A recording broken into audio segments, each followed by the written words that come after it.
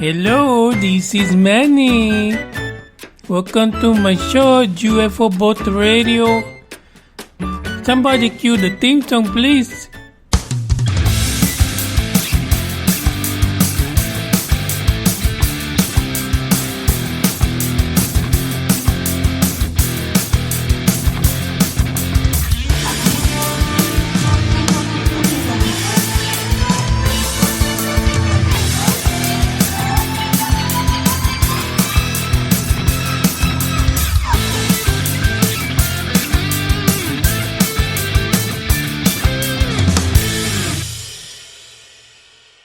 What's up, guys and gals? Welcome to the UFO Buster Radio UFO Report. And this is number 12. It is Friday, June the 16th. I know I'm supposed to do UFO news on this episode. I do have a news article I want to go over because I actually had a conversation sometime last week with Ronnie Dawson, who, by the way, is heading to Roswell for the big convention, the big brouhaha. And I said something to Ronnie. I said, I feel like something big is going to happen in Roswell. And that just hit the news. And it's making its way around the internet right now. So I'm sure if you haven't already, you will hear about what's going down in Roswell. The issue is that people are saying that this really is the last year that anyone can make Roswell an issue. Because after this year, it should pretty much just go away. But people who have dedicated their lives to Roswell are holding on tooth and nail, and somebody's trying to drop an A-bomb on that convention. But before we get to that, there is an issue that I'm totally conflicted about, because there is one individual, and you know what? I'm going to play a news clip of what they said. What this person said, because you just have to hear it. You have to hear it because it shows how conflicted ufology is when you have some of the biggest names going after some of the other biggest names. And I'm going to just roll the clip. Hit it, Robo-O. Ain't nobody has time for this, Manny. We have to understand that there are some very, very good people out there speaking about information, experiences they've had that they do believe to be extraterrestrial. That, in fact, and I'm thinking now of a man I haven't met, but who is a wonderful gentleman from all accounts, a guy named Goode, and who's doing the Full Disclosure Project, and he and I are like hand in glove, supportive of many things, but some of the things he's recounting about slave trade and slave planets and things of this that he experienced because he was, as a 6 or 7 year old, I understand, taken into the military abduction program, like Dr. Bell. And I have no doubt he believed that those events were extraterrestrial. But I think that what I want people to understand is we have to be very careful about our assessment of what's out there in the universe based on people who have been in these programs who are, and I know that there was an executive at Gaia TV who was furious that I used this word, but who have been victims of this. And I don't think it's wrong to say if you're a 6 or 7 year old child and you're taken into a military abduction program and have stuff done to you, you've been a victim. I know that there are other people. I know Dr. Bell was a victim. Now, this is not to say that the person is a bad person or a wrong person. It's just to say that we have to look at what is being shared and understand that there could be information that is accurate, information that might have been scripted, information and experiences that have been had that have been programmable. So the holographic psychotronic systems that have been in existence since the 50s would allow for people, and have allowed for people, to have experiences that they 100% believe. Just as the man told me, people would believe that they were, if they had a conversation with their personal God, they pass a lie detector. They are sincere about what they're reporting. There is no, I'm not saying any deceit is in play. What I'm saying is that it would be very easy to deceive somebody who's a child or a young adult with these fearsome weapon systems and technologies that are in the hands of absolute psychopaths. Go ahead. So my question is, tonight you brought up Corey Goode and some around Gaia TV.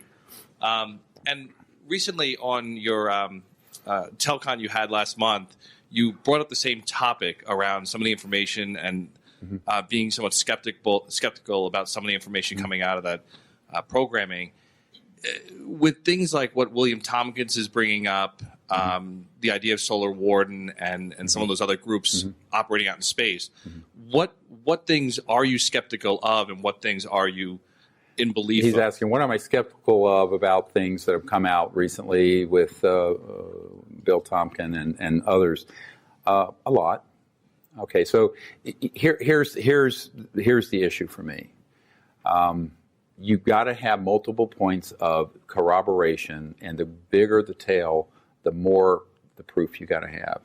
Now, what I would say is that I believe these men are sharing what they believe to be true.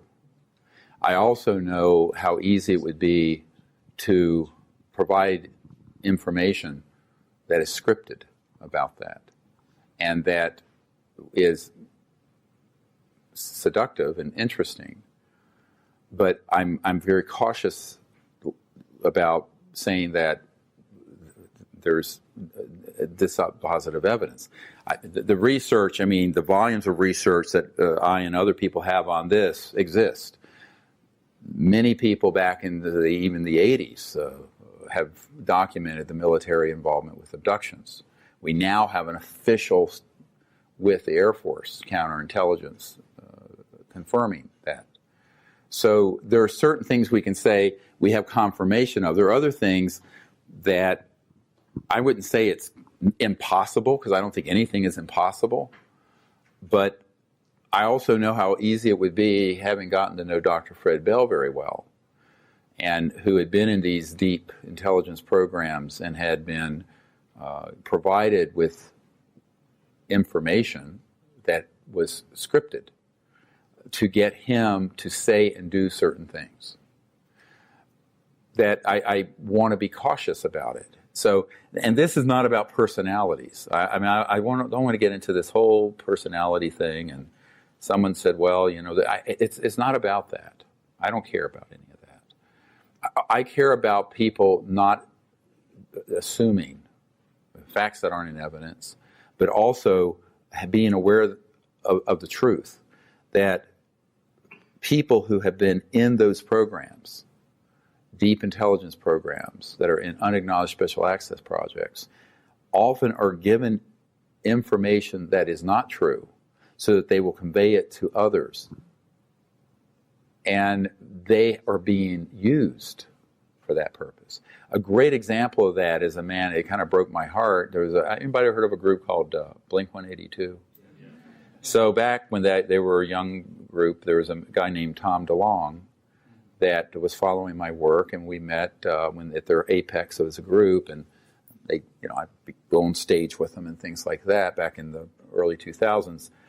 And he has since been brought in, as you know, from the WikiLeaks by General McCaskill out of Wright-Patterson and some others who are feeding him disinformation about a threat so that it'll get to the young people, like the new movie Independence Day, where they had the recruiting ad, from the Army, to get people to buy into this us versus them alienism. Now, I don't think Tom DeLonge is in any way a bad person. I think he, however, has been used to do that by General McCaskill. There you have it, folks. That was the Mr. Greer. Let me just say this. I know some of you are real fans of Greer. And like I said before in a previous episode, I was a fan of Greer. I really was.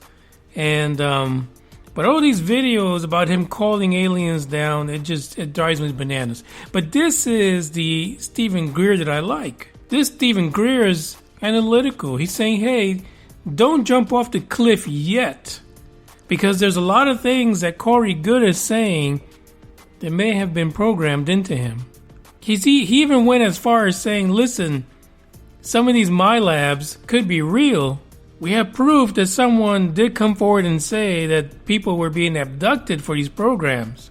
But he's saying that Corey Goode's recollection of slave planets and all this hippity-hoppity he did through the universe, basically, may be fake. Fake news on the part of Mr. Goode, because he was thrown into a hologram and crap just got fabricated into that jello bowl on his neck. This is the Stephen Greer that I like. This is the guy that I first started looking at, who actually convinced me to purchase one of his early videos. This is the Stephen Greer right here. Now, he's not that far from the same tree that Corey Goode fell off out of, because he also does his wacky stuff. So where do you draw the line? Which Stephen Greer will show up at the next event? I don't know. But I find it fascinating that he also added a jab towards Tom DeLonge, saying that people are poisoning his mind as well, giving him fake news and making him think 4.2 far. The saga continues, folks. I mean, you don't get this kind of stuff in soap operas, for the love of Pete. Somebody who's going to have that drag down knockout fight. Who's going to throw the first blow here and take the others out? I don't know. So listen, the co-host contest ended on the 15th yesterday, and we are going through the entries right now. On Sunday, we will make the announcement of who will be the co-host to go over Stephen Greer's Unacknowledged. You're going to be in for a treat. Anyone that listens will be in for a treat. And anyone that listens should also get the courage to participate with us during this time. We have the Stephen Greers and the Corey Goodes and everyone else in ufology for a reason. And like everything else, ufology is fractured. And people are picking sides. But what I'm saying is, kind of like this version A of Greer said, be a little skeptical. Do a little bit of research. But still have an open mind. If these people are being brainwashed, guess what?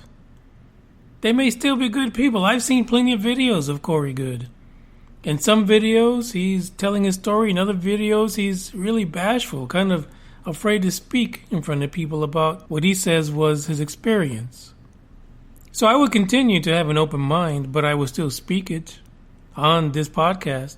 Some of you are with me all the way, and some of you say, what in the hell is he talking about? It's not right. Half the stuff we listen to in ufology is not right. So let's move on to the next topic. So now this article that I have here is from The Sun, and we know that they're notorious for publishing articles that are just way too out there, not really for human consumption, just for clickbaiting. However, like I said early in the broadcast, I did have a conversation with Ronnie Dawson, and I said to him, something big is coming. Something's big, something huge is coming to Roswell, and I think this is it. Apparently, there is a U.S. government document that is in the possession of a paranormal radio show host by the name of Heather Wade. According to Heather, this particular document is a dossier that actually not only is proof that a UFO from 4.2 far crashed in Roswell, but in the document, the government goes as far as explaining how the crash happened. And apparently, Heather Wade has the goods. She got the drop on the GOVT. She's insisting, of course, that this document was labeled as ultra top secret because it is a real document talking about the real Roswell, not the dummies that were dropped from way up too far, or any other theory like we've been hearing recently, of the bodies that were found were really part of some sick government experiment on human beings. As usual, the document, of course, came from an unnamed source. We have a lot of that in the news lately. Nobody wants to give a damn name. They just want to do everything anonymously because somehow that adds to the credibility of their claims. Some of the things that are found within this document include, get this, hold on to your pants, pull yourself by your big girl panties, because here it is.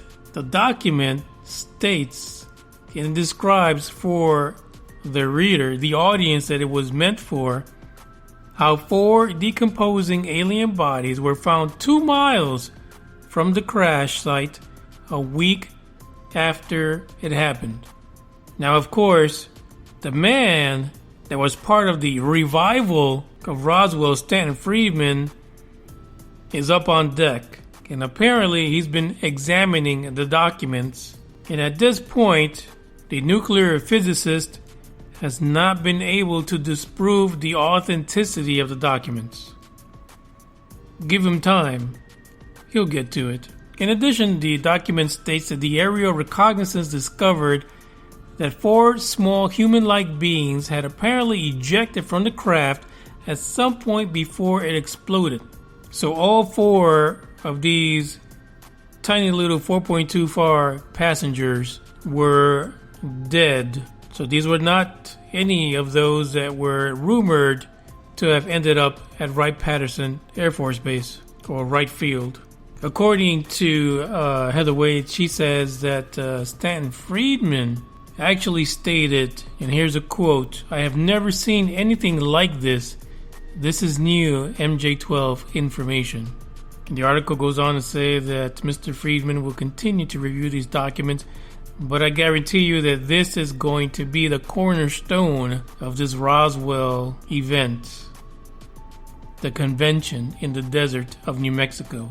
So I'm sure there's more developments coming down the line. The Roswell event is going to be in early July, of course, because that's when allegedly the crash happened. And as I stated earlier, Ronnie Dawson will be there. If you want to talk to him about his incident, if you want to talk to him about Roswell or anything else you've experienced, check him out. Look for him. You can't miss him. If you don't know what he looks like, just go onto YouTube. There's a video channel there that belongs to Ronnie. You can identify him. He says he'll be wearing a UFO Buster Radio t-shirt when he gets there.